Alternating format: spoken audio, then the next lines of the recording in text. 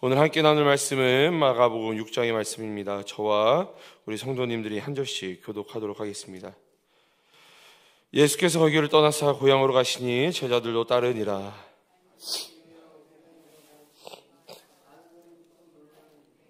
이 사람이 어디서 이런 것들을 얻었으며 이 사람이 받은 지혜와 그 손으로 이루어지는 이런 권능이 어찌 됨이냐.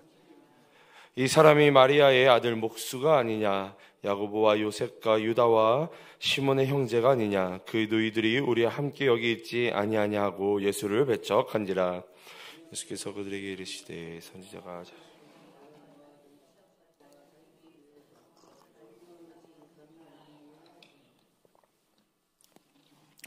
거기서는 아무 권능도 행하실 수 없어 다만 소수의 병자에게 안수하여 고치실 뿐이었고,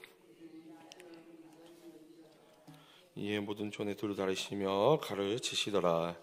12 제자를 부르사 둘씩 보내시며 더러운 귀신을 제어하는 권능을 주시고 시대 여행을 위하여 지팡이 외에는 양식이나 배낭이나 전대의 돈이나 아무것도 가지지 말며 신만 신고 두벌옷도 입지 말라 하시고, 또 이르시되 어디서든지 누구의 집에 들어가거든 그곳을 떠나기까지 거기 유하라.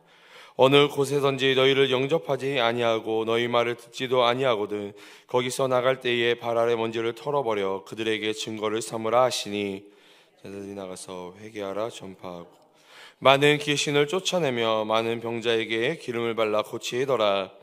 이에 예수의 이름이 드러난지라. 헤롯 왕이 듣고 이르되 이는 세례 요한이 죽은 자 가운데서 살아났도다. 그러므로 이런 능력이 그 속에서 일어나느니라 하고, 어떤 이는 그가 엘리야라 하고 또 어떤 이는 그가 선지자니 옛 선지자 중에 하나와 같도다 하되, 내가 목벤 요한 그가 살아났다 하더라. 전에 헤롯이 자기가 동생 빌립의 아내 헤로디아에게 장가든 고로 이 여자를 위하여 사람을 보내어 요한을 잡아 옥에 가두었으니, 이는 요한이 헤롯에게 말하여 야 요한 옳지 않다 하였습니다. 헤로디아가 요한을 원수로 여겨 죽이고자 하였으되 하지 못한 것은 헤롯이 요한을 의롭고 거룩한 사람으로 알고 두려워하여 보호하며 또 그의 말을 들을 때에 크게 번민을 하면서도 달갑게 들었습니다. 마침 기회가 좋은 날이 왔으니 곧 헤롯이 자기 생일에 대신들과 천부자들과 갈릴리의 귀인들로 더불어 잔치할세.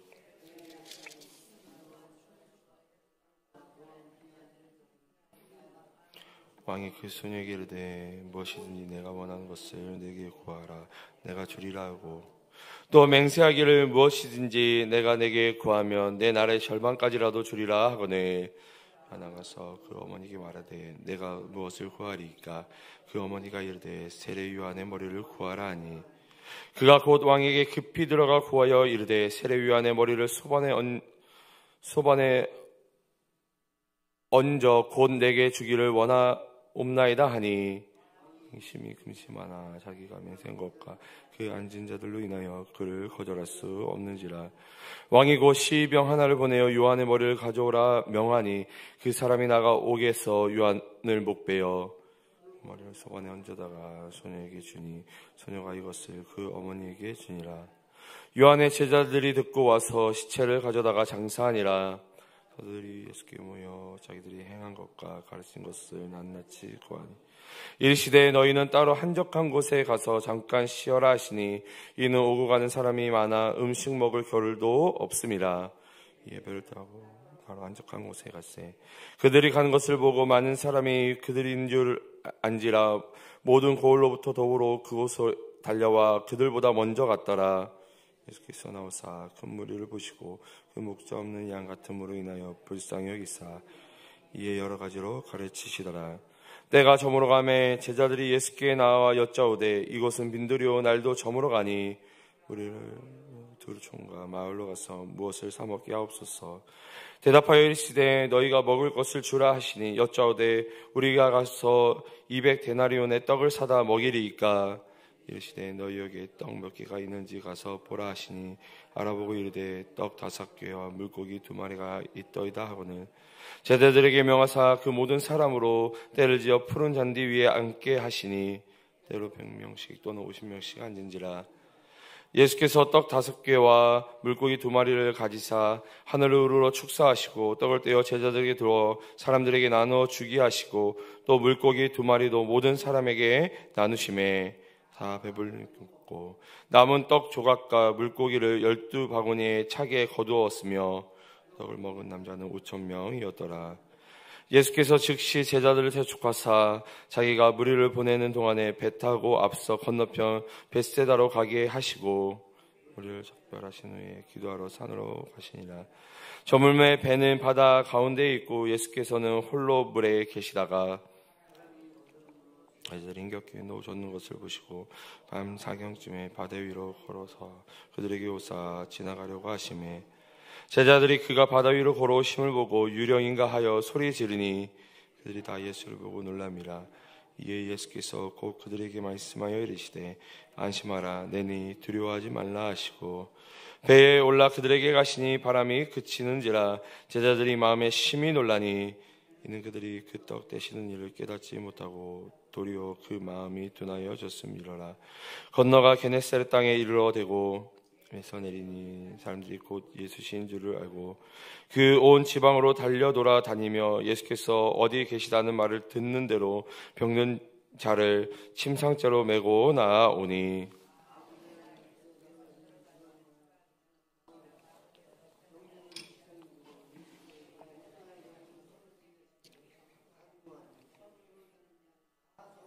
얻으니라. 아멘. 할렐루야. 할렐루야. 오늘도 이 새벽을 깨어 하나님께 예배하는 우리 모든 성도님들께 하나님께서 복 주시고 은혜와 평강 주시기를 주님의 이름으로 축복합니다. 오늘은 이 마가복음 6장의 말씀을 함께 나누고자 합니다.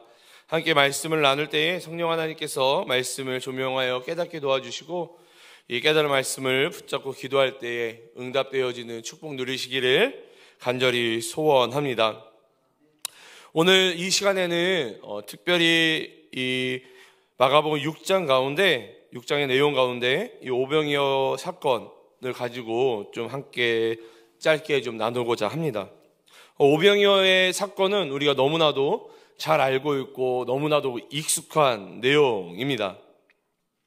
이 오병이어 사건은 이 성경에 언급된 예수님의 이 이적 가운데 유일하게 이 사복음서에 모두 기록된 사건입니다. 이 사복음서라고 하면 여러분들 잘 알고 계시겠지만 이 마태, 마가, 누가, 요한복음 이 네 복음서에 모두 기록된 예수님이 행하신 이적 가운데 이 네 복음서에 모두 기록된 유일한 예수님이 행하신 이적이다라는 것이죠. 다시 말해 그만큼 중요한 사건이다라는 것입니다. 이 오병이어 사건은 이 인간에 대한, 이 사람에 대한 이 예수님의 이 지극한 사랑을, 그 인간을 어떻게 바라보고 계시는지를, 예수님이 우리 인간들을, 우리 사람들을 어떻게 바라보고 계시는지를 우리가 발견할 수 있는 사건이기도 합니다. 예수님께서는 이 모든 사람, 모든 인간의 이 육신적인 이 궁핍함, 육신의 배고픔, 육신의 이 갈급함을 해결해 주시는 것뿐만이 아니라 이 영적인 배고픔과 영적인 갈급함도 동시에 해결해 주시는 생명의 양식이 되시는 존재임을 우리가 이 오병이어 사건을 통해서 우리가 발견할 수 있다라는 것이죠. 또한 구원자로서 이 구속의 대상인 인간의 연약함을, 그리고 연약함과 필요를 미리 알고 계시며 이를 채워주기를 원하고 계심을 이 오병이어의 사건을 통해서 우리가 깨닫게 되는 것입니다. 그리고 이 오병이어의 사건은 사실 이 다른 복음서와 함께 살펴보게 되면은 이 12제자 이 파송과 연결이 되어서 이 오병이어 사건이 연결이 되어져 있다라는 것입니다. 이 12제자 파송은 어떠한 사건입니까? 예수님께서 이 제자들을 둘씩 짝을 지어서 강, 마을을 돌아다니게 하면서 복음을 전하도록 하신 사건이죠. 그리고 이 복음을 전한 제자들이 예수님께 다시 돌아와 자신들이 어떻게 복음을 전했는지, 그리고 복음을 전하면서 어떠한 일들이 있었는지를 이야기하는 장면으로 이 오병이어 사건이 시작되고 있다라는 것입니다. 그래서 오늘 보면 30절을 읽어보면요, 이 30절 제가 읽어드리겠습니다. 사도들이 예수께 모여 자기들이 행한 것과 가르친 것을 낱낱이 고하니, 이 12제자들이 이 둘씩 짝을 지어 이 마을을 돌아다니면서 복음을 전하면서 그들이 행한 것들, 그들이 경험한 것들, 그리고 그들이 가르친 것들을 이제 예수님께 돌아와서, 예수님, 우리가 복음을 전했습니다, 이렇게 전했습니다, 우리가 이런 것들을 가르쳤습니다 라고 이야기하면서 지금 오병이어의 사건이 일어나고 있는 것입니다. 이 예수님께서는 이 제자들의 이러한 이야기를 들으시면서 이 여러 마을에서 복음을 전하고 돌아온 제자들에게, 그래, 너희들 수고했다, 이제는 한적한 곳에 가서 좀 쉬고 있어라 라고 이야기를 하십니다. 그런데 이 많은 사람들이 이 쉬러 가고 있는 이 제자들을 발견하게 되고 이 제자들을 쫓아갔던 것이죠. 그래서 미리 이 제자들이 가고 있는 곳, 그리고 예수님이 가고 있는 곳으로 이 무리들이 먼저 나아갔던 것입니다. 그런데 그 모습을 본 예수님께서 그 무리들을 보고 마치 목자 없는 양 같음으로 인하여 불쌍히 여기셨다라고 오늘 본문이 말씀하고 있는 것입니다. 자, 오늘 본문 34절을 읽어보면요, 우리 34절 우리 함께 읽어보도록 하겠습니다. 시작.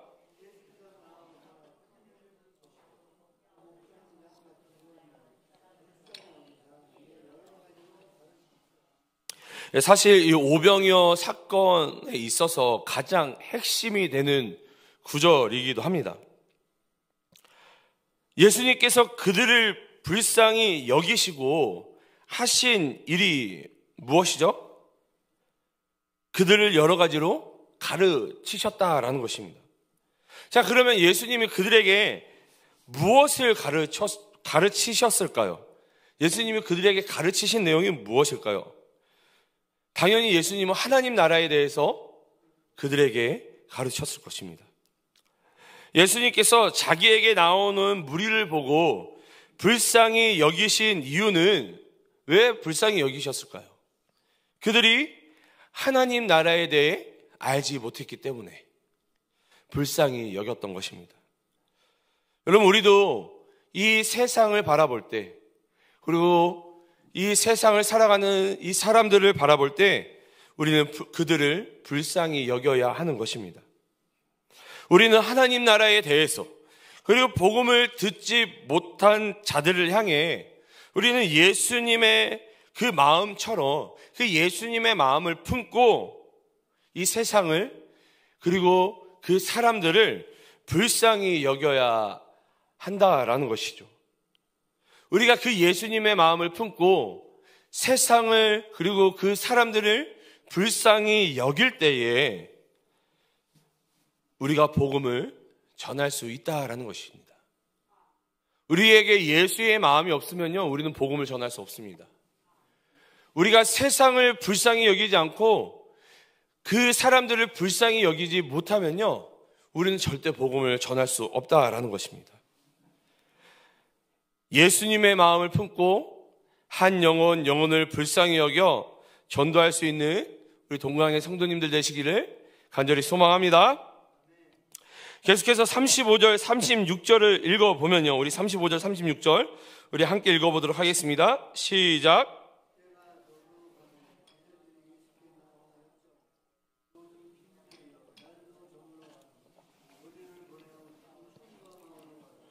무엇을 사 먹게 하옵소서.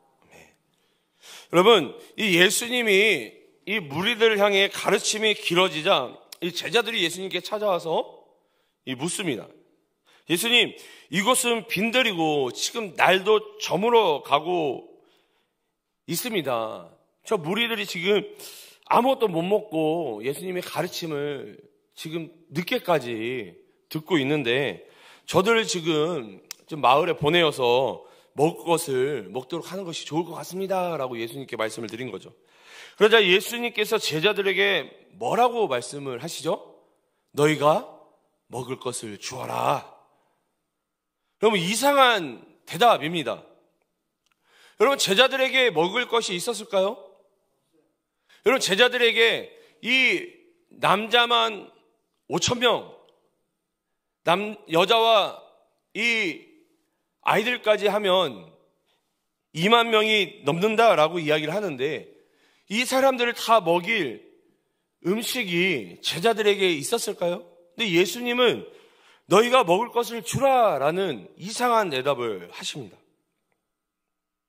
자, 아무튼 이 예수님의 말씀에 너희가 먹을 것을 주라라는 이 예수님의 말씀에 이 제자들이 어떻게 대답을 하죠? 예수님, 저 무리를 다 먹이려면 200데나리온의 떡을 사다 먹여야 됩니다 라고 이야기를 합니다. 여러분, 200데나리온은 이 당시에 한 데나리온이 하루 품삯이었거든요. 그러니까 하루 일당. 그러니까 노동자가 200일 동안 벌어야 되는, 그러니까 200데나리온은 200일 동안 벌어야 되는 품삯인 거죠. 그러니까 한 6개월, 7개월 정도 되는 월급인 것입니다. 그 엄청난 액수의 금액인 것이죠. 여러분, 예수님도 그 정도의 돈이 당연히 없으셨고 제자들도 그 정도의 돈이 있었을까요? 당연히 없었습니다. 여러분, 예수님께서는 제자들에게 그만한 돈이 없다는 걸 분명히 알고 계셨습니다. 제자들도 그 돈이 없었죠. 그럼에도 불구하고 예수님은 너희가 먹을 것을 주라. 왜 말도 안 되는 이 명령을 제자들에게 하신 걸까요? 여러분, 예수님은 오늘도 우리에게 명령하시죠. 동일하게 명령하십니다. 너희가 먹을 것을 주라. 여러분, 그 이유는 이 제자들을 시험하기 위함이었다라는 것입니다. 여러분, 이 제자들은요, 이미 예수님께서 행하신 많은 이적, 예수님이 행하신 일들을 많이 경험했습니다. 그럼에도 불구하고 제자들은 예수님께서 그리스도이심을, 메시아이심을, 하나님의 아들이심을 여전히 온전히 깨닫지 못하고 믿지 못하고 있는 것이죠. 여러분, 예수님께서 이적을 행하시는 이유가 무엇입니까? 예수님이 이러한 이적을 행하시는 이유가 무엇입니까? 예수께서 그리스도이심을, 메시아이심을, 하나님의 아들이심을 증거하기 위해서 이적을 행하시는 것입니다. 그렇기 때문에 예수님께서는 지금 이 제자들을 시험하고 있는 것이죠. 그리고 이 제자들은 예수님의 시험 가운데 번번이 실패하고 있는 것입니다. 우리도 마찬가지죠. 이 믿음의 시험 가운데 우리는 번번이 실패하죠. 여러분, 제자들은요, 이 하나님의 아들이신 예수님, 메시아이시고 그리스도이신 예수님을 바라본 것이 아니라 무엇을 바라본 거예요? 상황과 문제를 바라보았던 것입니다. 남자만 5,000명, 남녀노소를 다 합하면 2만 명이 넘는 무리라는 문제를, 그리고 200데나리온이라는 장애물을 바라보았던 것입니다.